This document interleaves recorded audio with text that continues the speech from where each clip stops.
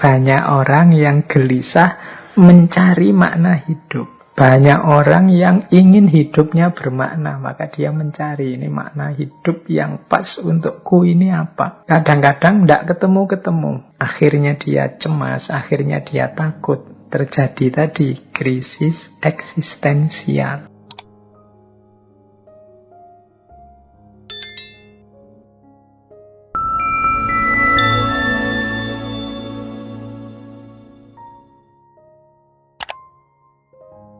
Assalamualaikum warahmatullahi wabarakatuh. Bismillahirrahmanirrahim. Malam hari ini kita masih ada di tema eksistensialisme, para filosof eksistensialis. Malam hari ini kita akan berangkat ke Rusia. Ini kebetulan hari-hari ini Rusia baru perang ya. Semoga segera reda, selesai dan tuntas. Tidak berlarut-larut.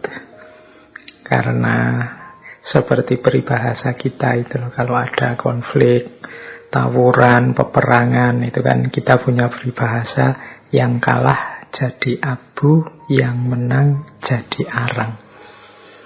Jadi tidak ada yang untung, semuanya pasti mengalami kerugian-kerugian. Pasti terjadi destruksi-destruksi terhadap kemanusiaan. Semoga segera selesai. Peperangan ini tidak berlarut-larut. Meskipun banyak yang bilang bahwa jangan-jangan ini menuju perang dunia ketiga. Ya semoga tidak ya. Semoga pikiran-pikiran kita, akal kita masih jernih untuk tidak menyelesaikan masalah-masalah hidup kita dengan menumpahkan darah. Baik, nah mumpung di sana lagi perang, kita tengok ya salah satu khazanah yang luar biasa dari Rusia, seorang filosof yang namanya Fyodor Dostoyevsky. Teman-teman mungkin pernah mendengar nama ini, khususnya yang suka dengan sastra, suka dengan novel-novel. Jadi Dostoyevsky ini mengucapkannya harus agak pelan-pelan nanti kalau kepleset ya. Fyodor Mikhailovich Dostoyevsky.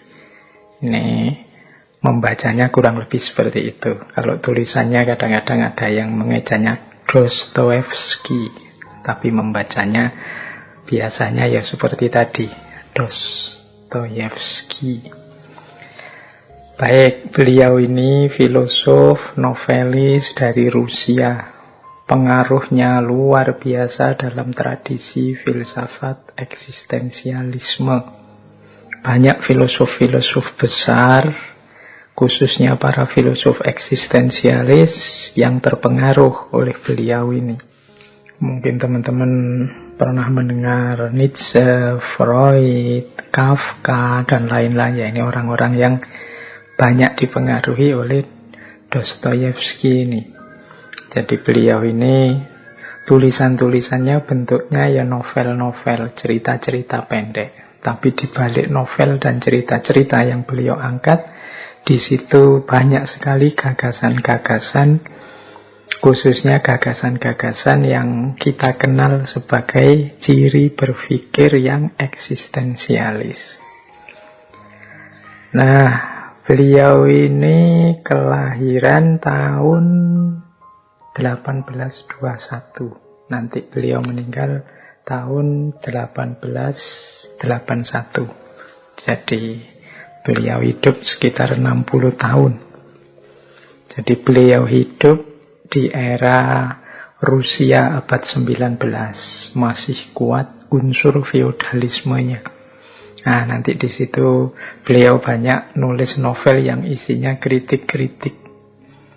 Ada beberapa novelnya yang terkenal sekali. Mungkin malam hari ini kita rujukannya beberapa novel ini. Ini zaman saya mahasiswa dulu ada beberapa yang saya suka. Misalnya ada yang judulnya Crime and Punishment. atau kejahatan dan hukuman. Kemudian catatan dari bawah tanah, notes from underground. Ada yang Brother Karamazov, ada The Idiot, dan lain-lainnya. Nanti malam hari ini coba kita eksplorasi sedikit-sedikit. Kita fokus pada gagasan eksistensial apa sih yang ingin disampaikan oleh Dostoyevsky ini. Jadi sepanjang karir kepenulisan beliau tidak lebih sekitar 12 novel, kemudian dan berbagai cerpen serta tulisan-tulisan cerita yang lain. Jadi beliau ini dari keluarga biasa sebenarnya. Beliau anak kedua dari 7 bersaudara. Ayahnya adalah Mikhail Dostoyevsky, ibunya Maria Dostoyevsky. Dia sebenarnya keluarga biasa seperti saya jelaskan tadi, bahkan cenderung dari keluarga miskin. Tapi orang tuanya ini aktif sejak kecil memperkenalkan Dostoyevsky dengan berbagai bacaan-bacaan literatur-literatur sastra. Nanti ibunya meninggal karena sakit TBC, ayahnya meninggal, ada yang bilang ayahnya ini meninggal karena sakit stroke, ada yang bilang ayahnya meninggal karena dibunuh orang. Tapi meninggalnya orang tuanya ini meninggalkan kesan tersendiri dalam diri seorang Dostoyevsky. Nanti dia kemudian masuk ke akademi militer, meskipun beliau sendiri merasa tidak terlalu cocok sih bidang militer ini. Dia lebih suka bidang menggambar, bidang arsitektur, dan juga tulis-menulis. Tapi dia tetap lanjut sampai nanti lulus dan berkarir di dunia militer. Tapi kemudian beliau mencoba menulis, dan novel pertamanya yang judulnya Poor Folk itu terbit dan sukses. Nah, begitu novelnya yang pertama ini terbit dan sukses, dia merasa mungkin bidangku bidang sastra, bukan bidang militer. Akhirnya beliau mundur dari militer dan serius menggeluti sastra, meskipun nanti novelnya yang kedua tidak terlalu booming, yang judulnya The Double. Nah, ini titik balik kehidupannya terjadi ketika dia bergabung dengan satu komunitas diskusi intelektual namanya Petrashevsky. Petrashevsky ini didirikan oleh Mikhail Petrashevsky. Ini kelompok diskusi sastra, kelompok diskusi intelektual yang isinya kritik-kritik tuntutan untuk melakukan reformasi sosial di Rusia. Ya tentu saja kelompok seperti ini kan rentan. Pada akhirnya semua anggota kelompok Petrashevsky ini ditangkap oleh pemerintah. Dan semua saat itu diputuskan dihukum mati. Tapi Dostoyevsky ini mungkin nasibnya baik ya, mungkin ada takdir lain yang menunggu beliau. Jadi waktu pelaksanaan eksekusi, jadi waktu sudah beberapa temannya sudah diurut satu-satu, sudah dieksekusi, giliran Dostoyevsky ini ceritanya urutan ke-6 yang mau dieksekusi. Tapi pas dia mau dieksekusi, tiba-tiba utusan dari pemerintah datang, ada perubahan hukuman yang semula hukuman mati diubah menjadi hukuman buang. Jadi selamat akhirnya Dostoyevsky ini. Dan akhirnya beliau dipenjara di Siberia. Sebenarnya berat juga penjara di Siberia itu. Kabarnya Dostoyevsky itu di sana sampai kurus kering, mendapat banyak sekali penyakit berat. termasuk penyakit bawaan. Jadi Dostoyevsky ini punya penyakit bawaan epilepsi. Nah, ini masa-masa paling berat ini di penjara Siberia itu, nanti dari situ nanti lahir salah satu novel beliau yang judulnya Catatan dari Rumah Mayat atau Notes from the House of the Dead.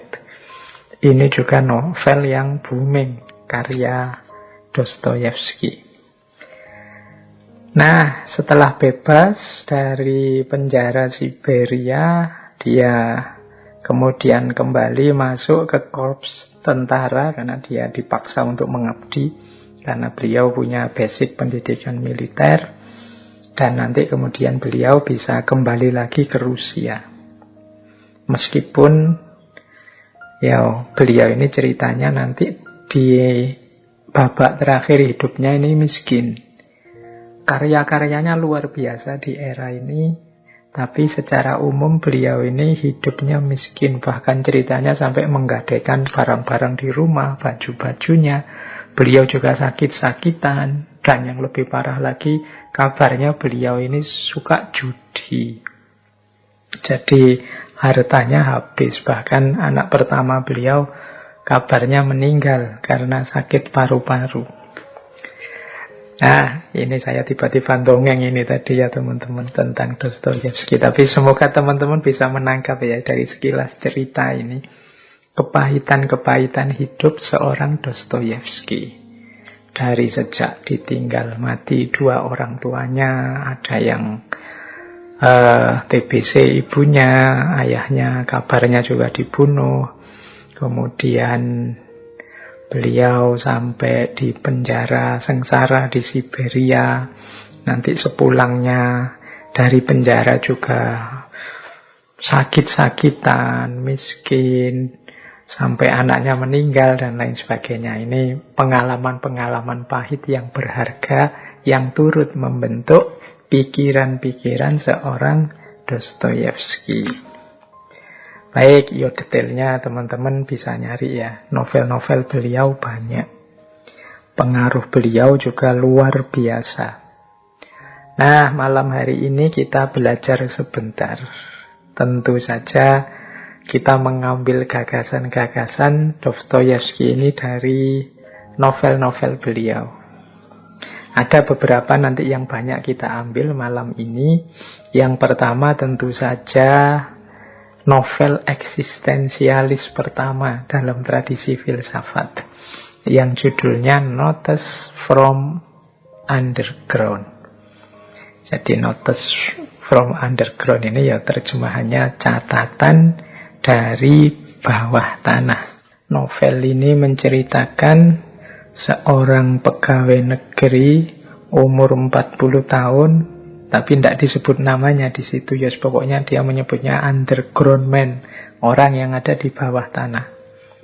Jadi dia ini berhenti dari tugasnya jadi PNS, terus tinggal di satu flat di bawah tanah di pinggiran kota Saint Petersburg. Nah, kemudian di situ banyak diceritakan pergumulan-pergumulan pikirannya. Jadi isinya pemikiran-pemikiran dia yang sedang ada di bawah tanah. Banyak juga kritik-kritik di situ tentang manusia modern. Tentang bagaimana dia sinis terhadap kehidupan manusia saat itu. Nah, ini Notes from Underground. Nanti ada lagi mungkin malam hari ini kita ambil dari yang sangat terkenal juga, judulnya Crime and Punishment, Kejahatan dan Hukuman. Ini cerita tentang seorang anak muda miskin namanya Raskolnikov.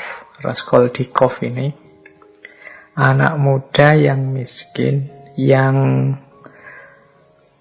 terpaksa melakukan pembunuhan pada seorang rentenir, yaitu namanya Alyona Ivanova. Ini orang tua yang rentenir, yang suka meres orang.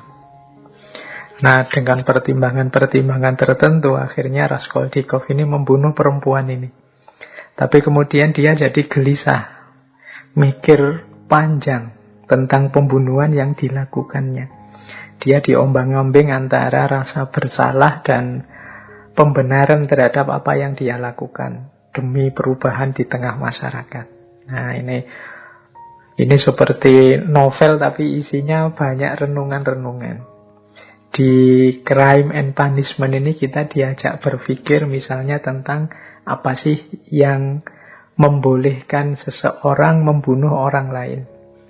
Apa yang ada di pikiran orang-orang yang membunuh orang lain itu.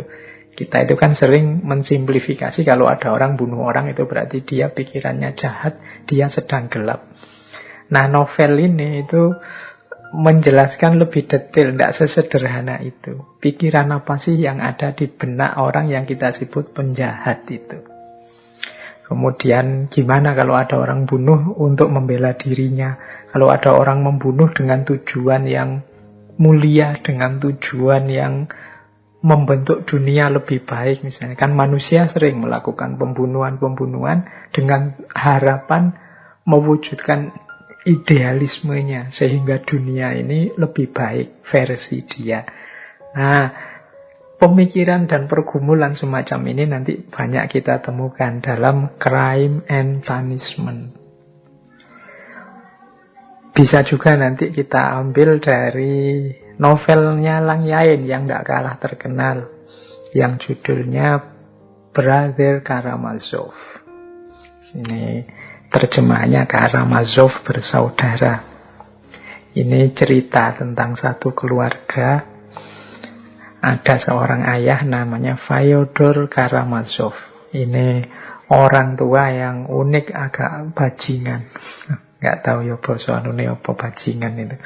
Tapi dia ini punya 2 istri. Nah, dia seorang tuan tanah. Nah, ya 2 istrinya meninggal. Nah, dari 2 istri ini dia punya 3 anak. Yang pertama namanya Dimitri, yang kedua namanya Ivan, yang ketiga namanya Alyosha Fyodorovich. Ini 3 orang anak, tapi 3 orang anak ini dengan karakternya sendiri-sendiri. Dan ada satu lagi pelayan namanya Smerdyakov, kalau saya tidak salah ingat. Nah, pelayan ini sebenarnya ya anaknya Karamazov sendiri, tapi dia anak haram. Hasil selingkuhannya Karamazov dengan tunawisma yang ada di sekitar rumahnya. Namanya Smerdyakov. Nah, anaknya yang namanya Dimitri itu jadi prajurit. Nanti dia simbol ambisi, hawa nafsu, sensualitas. Sementara anaknya yang namanya Ivan dari Karamazov ini simbol intelektual. Dia ini bahkan ateis. Nah, profesinya sebagai filosof, penulis dia. Nah, yang ketiga Alyosha. Kalau Alyosha ini calon pastor. Jadi dia simbol dari spiritualitas, simbol keimanan. Bisa dibayangkan ya 3 anak dengan orientasi yang berbeda. Meskipun nanti ya nasibnya tidak sama 3 anak ini. Kalau yang Dimitri nanti karena dia militer, ambisius, pada akhirnya dia dihukum, dibuang ke Siberia. Kemudian anaknya yang filosof, yang penulis, yang intelek itu mungkin terlalu banyak mikir, pada akhirnya mengalami halusinasi-halusinasi seperti orang gila. Kemudian yang ketiga tadi yang calon pastor, yaitu Alyosha, ini satu-satunya yang sampai terakhir stabil dia. Mungkin karena dia punya sandaran keimanan. Itu maunya Dostoyevsky mungkin ke sana. Jangan lupa Dostoyevsky ini eksistensialis tapi bisa digolongkan religius. Karena sejak kecil beliau juga sudah mendapat didikan agama yang kuat dari orang tuanya. Jadi eksistensialis tapi yang beriman, percaya pada Tuhan.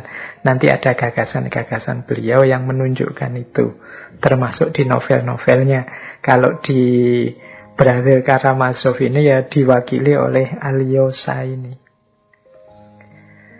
Nah, ya meskipun keluarga Karamazov nanti hancur, ini antara lain karena upayanya anak haram tadi, Smerdyakov, yang dia memang sengaja masuk ke keluarga itu ingin balas dendam. Nah, itu gambaran ya beberapa novel-novel. Termasuk mungkin malam hari ini kita bisa mengambil juga dari The Idiot.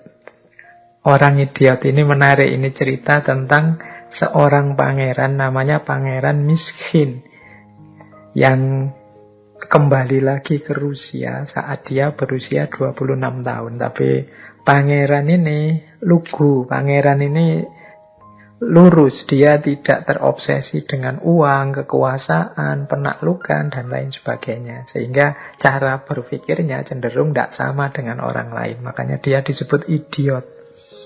Karena yang lain semuanya nguber-nguber uang, ingin kekuasaan, dia malah ingin menyebarkan cinta, kasih sayang, dan lain sebagainya. Jadi di tengah orang-orang yang tidak waras, dia yang paling waras. Tapi sebagai akibatnya, dia justru yang dianggap yang idiot. Nah, itu ada di novel Idiot. Atau ada lagi novel yang judulnya Demons. Demons itu setan.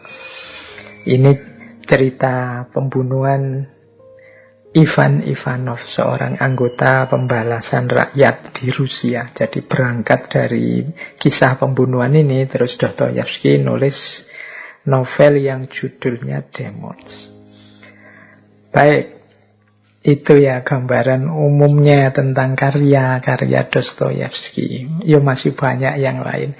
Teman-teman bisa nyari, sebagian besar bisa diambil free secara online meskipun versi bahasa Inggrisnya. Yang versi Indonesianya juga sudah banyak yang diterjemahkan. Teman-teman yang suka karya-karya sastra pastinya mungkin sudah ada yang 1-2 pernah membaca novel-novelnya Dostoyevsky ini. Yang itu berpengaruh besar dalam tradisi berpikir eksistensialis di dunia filsafat. Baik, kita mulai menjelajah ya pelan-pelan. Saya tidak tahu nanti sampai di mana malam hari ini. Yang penting kan yang menghentikan kita nanti waktu ya. Karena isi dari novelnya Dostoyevsky ini bisa luas dan kaya sekali. Malam hari ini kita lebih fokus pada gagasan-gagasan eksistensialismenya. Nah, yang pertama mungkin begini. Beliau nulis novel itu, genre sastra yang dia ambil itu mungkin bisa disebut jenis yang realis dan eksistensialis. Ya, makanya dia menginspirasi lahirnya faham eksistensialisme.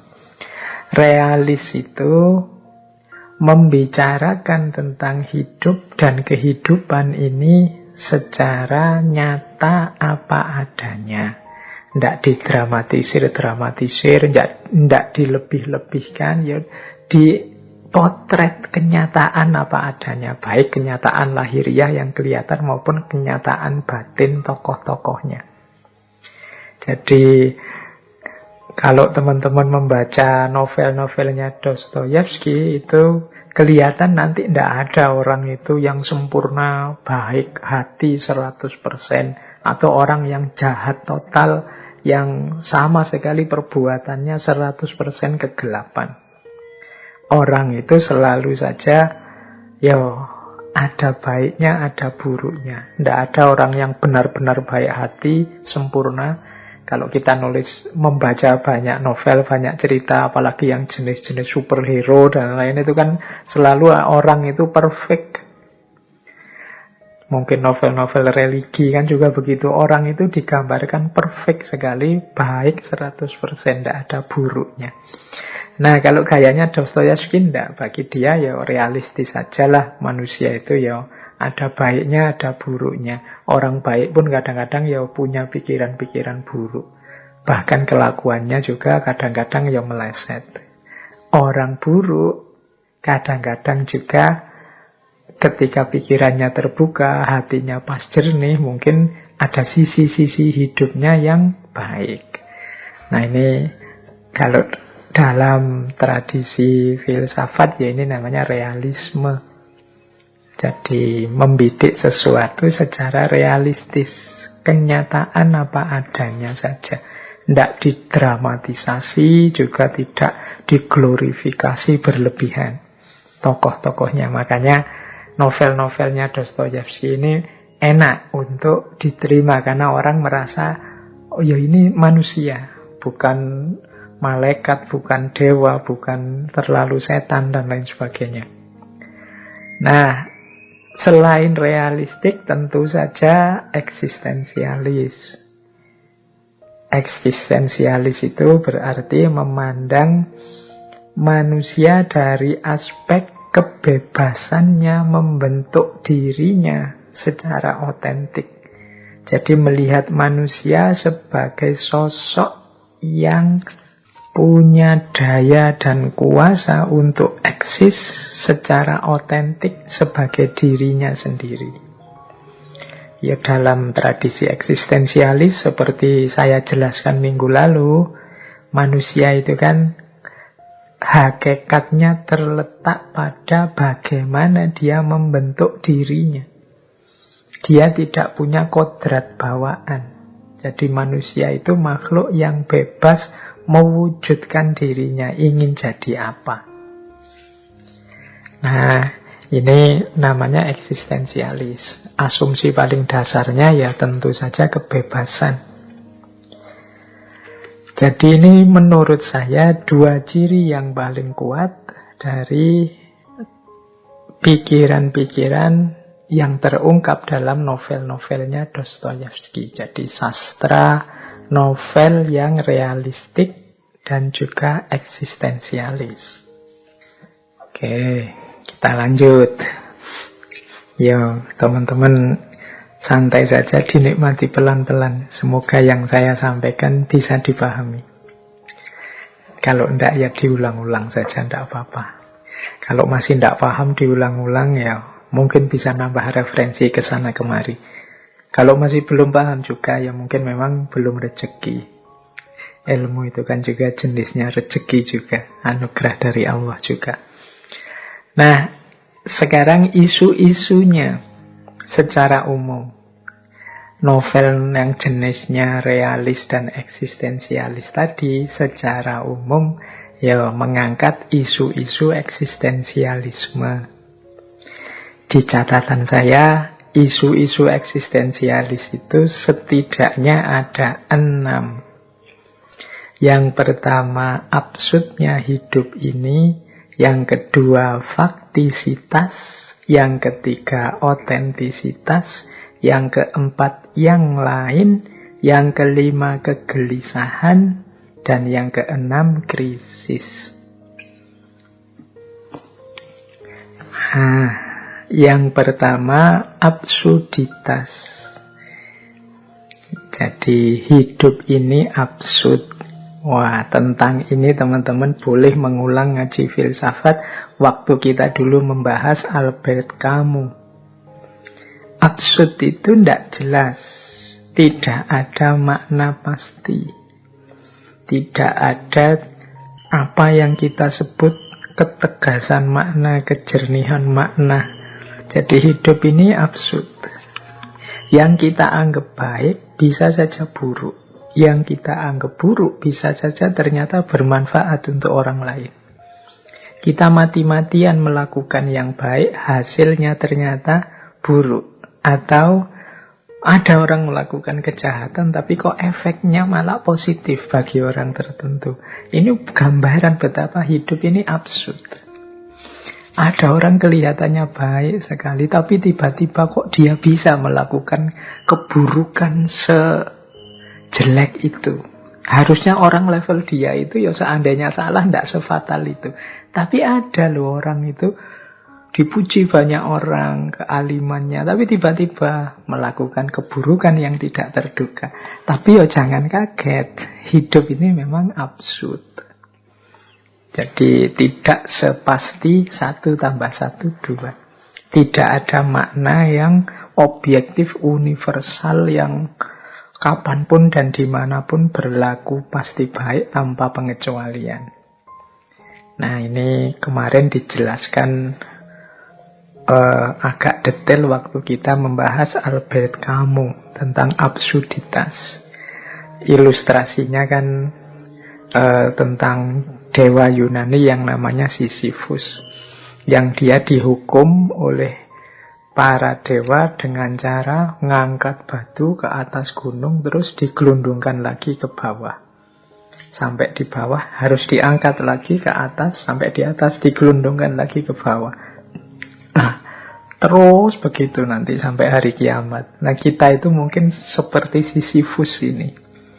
Jadi kita melakukan banyak hal yang absurd, tidak jelas. Seolah-olah kita menganggap ini penting sekali, padahal tidak. Hanya pengulangan-pengulangan yang tanpa makna. Nah ini isu pertama. Nanti di berbagai isu di novel banyak diangkat betapa absurdnya hidup ini. Yang kedua tentang faktisitas. Faktisitas itu ya mudahnya berhubungan dengan fakta. Kita hidup ini terlempar dalam fakta-fakta. Terlempar dalam dunia kita yang kita sering tidak bisa menduga, bahkan tidak bisa nawar. Kok tiba-tiba jadi begini lingkunganku? Kok tiba-tiba saya pindah ke daerah sana tidak sebagaimana yang aku harapkan? Ternyata daerah sana itu begini. Kita terlempar di fakta yang tidak sebagaimana kita bayangkan. Keterlemparan dalam fakta itu namanya faktisitas. Kayak teman-teman mahasiswa itu loh. Dulu sebelum kuliah mungkin membayangkan kuliah itu begini, kuliah itu begitu, bla bla bla bla. Terus kita menyusun idealisme kita. Kalau begitu besok kalau saya kuliah akan begini, akan begitu. Tapi begitu kita masuk kuliah beneran, walah ya ternyata kok begini ya kuliah itu. Nah, itu tapi mau tidak mau kan harus kita hadapi. Itu namanya keterlemparan dalam fakta. Ini kalau dalam eksistensialisme ya isu-isu eksistensialis. Eksistensi manusia itu mau tidak mau dia berhadapan dengan situasi kondisi sekelilingnya. Kita tidak ingin sih medsos itu dipakai untuk ajang misalnya berkonflik, saling menjatuhkan. Tapi kenyataannya sudah begitu. Mau gimana lagi? Yaitu faktisitas. Kita inginnya sih pandemi ini selesailah bulan depan. Tapi begitu nyampe bulan depan ternyata ya masih belum. Mau gimana lagi? Faktanya memang begitu. Nah hidup ini kita sering ketemu dengan faktisitas.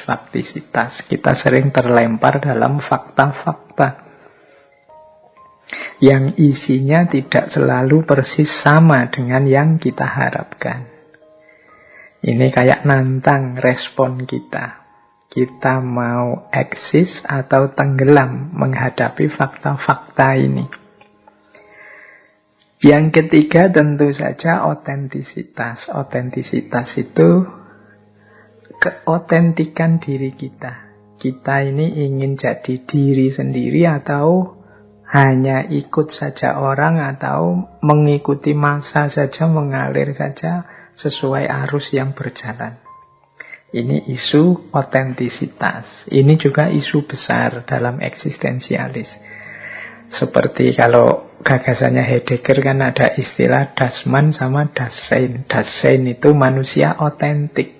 Kalau Das-Man tidak, manusia yang tenggelam di tengah fakta-fakta hidupnya. Dia tidak muncul.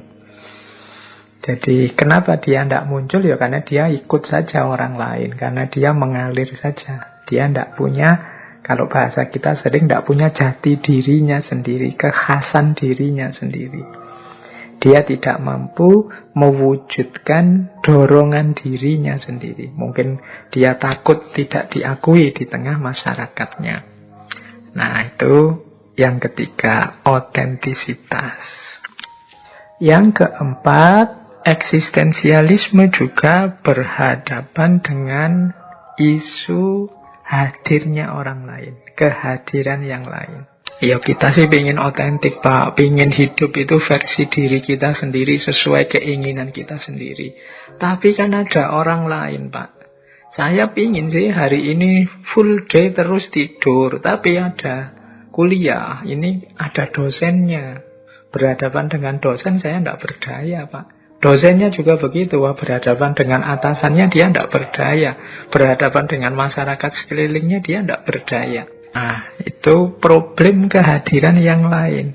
Ini juga nanti banyak jadi isu di para eksistensialis. Bahkan nanti kan Sartre sampai bilang orang lain itu neraka bagiku. Mengapa neraka? Gara-gara ada orang lain ini aku tidak bebas sepenuhnya mengekspresikan keinginanku. Kemudian eksistensialisme juga, isu-isu eksistensial juga di novel-novelnya Dostoyevsky. Itu dalam catatan saya ya banyak membahas juga tentang kegelisahan atau ketakutan eksistensial. Manusia yang gelisah takut tidak diakui orang lain, takut keberadaannya hampa, tidak ada maknanya, takut hidupnya sia-sia. Ini ketakutan eksistensial. Takut belum jadi apa-apa kok terus mati misalnya. Itu ketakutan-ketakutan eksistensial. Nah ini juga banyak dieksplor dalam novel-novelnya Dostoyevsky. Jadi ada absurditas hidup, faktisitas, otentisitas, hadirnya yang lain, kegelisahan-kegelisahan, ketakutan-ketakutan eksistensial. Nah, yang paling tampak dalam novel-novelnya Dostoyevsky itu menurut saya ya bagian krisis eksistensi atau krisis eksistensial. Ini kita mungkin juga sering mengalami krisis ini. Jadi krisis eksistensial itu ketika seseorang berada dalam kondisi tidak nyaman, merasa tidak sreg, tidak pas, tidak puas dengan pilihan-pilihan hidup atau makna-makna hidup yang sekarang dimiliki. Jadi ini namanya krisis eksistensial. Dalam catatan saya, krisis eksistensial ini sering dialami oleh anak-anak muda.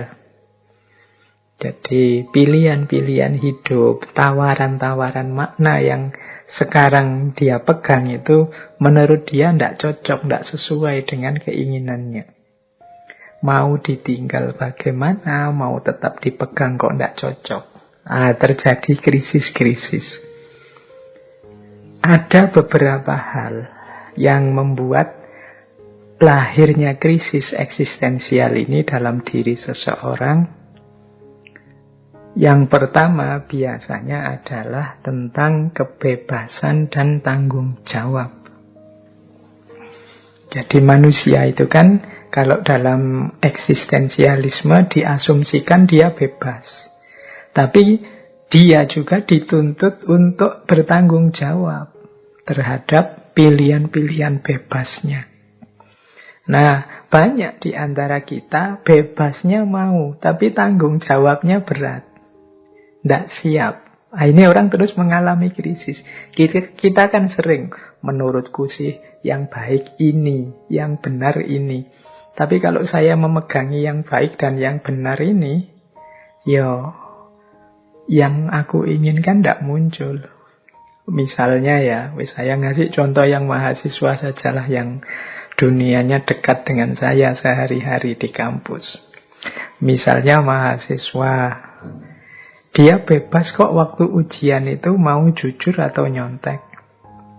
Terus dia milih, saya harusnya yang benar itu, saya harus milih kejujuran. apapun nilai yang nanti saya dapat. Tapi kalau saya jujur, aku tahu kapasitasku. Mesti nilaiku jatuh, kemudian IP ku jelek, nilai kuliahku jelek, dan aku harus menanggung segala resikonya. Semester depan bayar lagi, ngulang lagi, tidak lulus-lulus, dan seterusnya. Nah, ini dilema eksistensial antara kebebasan dan tanggung jawab. Aku sebenarnya bebas sih untuk misalnya bantah apa yang dikatakan oleh dosen itu. Aku tidak setuju kata-katanya dosen itu. Tapi kalau tak bantah sekarang, gawat ini, aku tidak lulus mata kuliah ini. Nah, ini kebebasan kita sering tabrakan dengan keengganan kita untuk menerima efek dan bertanggung jawab atas hasilnya. Yaitu contoh mahasiswa ya, semacam itu dalam hidup sehari-hari ya banyak. Kita kadang lebih suka milih enaknya saja, tapi efek dari senang-senang kita berat menerimanya. Kita mungkin lebih suka memutuskan memilih sesuatu, tapi kita tahu itu nanti menyenangkan, tapi juga ada efeknya yang buruk, dan kita tidak siap menghadapi yang buruknya ini. Ini namanya krisis eksistensial. Membuat orang gelisah. Ya mudahnya ini sering terjadi dalam bentuk tabrakan antara ideal dan realitasnya. Yang kedua, ini juga banyak muncul nanti di novel-novelnya Dostoyevsky. Yang kedua, kepastian kematian. Mati itu kan pasti, tidak ada manusia yang tidak mati. Dan ini menggelisahkan. Membuat orang seolah dikejar-kejar untuk segera eksis. Kalau dia merasa belum sesuatu, belum otentik, belum tampil, belum terwujud keinginan-keinginannya, dia pasti gelisah. Ah, ini bagian dari krisis eksistensial. Yang ketiga, krisis eksistensial itu terjadi dalam hubungan kita dengan orang lain. Jadi misalnya begini loh, kita itu seperti tadi, kalau ada orang lain mau tidak mau harus banyak melakukan penyesuaian-penyesuaian. Sementara kalau kita melakukan penyesuaian-penyesuaian, kita tidak tampil sebagai diri kita apa adanya secara otentik.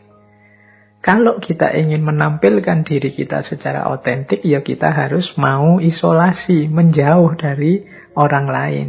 Karena kalau ada orang lain, tidak mungkin kita menjalankan sepenuhnya apa yang kita inginkan. Loh, ini kan masalah juga. Jadi di depan orang lain, aku harus menyesuaikan diri. Kalau tidak menyesuaikan diri akan problem. Sementara keinginanku mungkin akan terpenuhi kalau aku menjauh dari orang lain. Tapi kalau aku menjauh dari orang lain, tidak mungkin juga. Wong hidup ini membutuhkan orang lain. Nah, ini krisis eksistensial juga. Aku harus berdiri sendiri, mengisolasi diri dari orang lain, tidak terlalu banyak bersentuhan dengan orang lain. Ataukah ya sudah, aku mengorbankan beberapa kebebasanku demi bisa dekat dan berhubungan dengan orang lain. Nah, yang sering juga jadi sumber krisis eksistensial adalah makna hidup. Jadi banyak orang yang gelisah mencari makna hidup.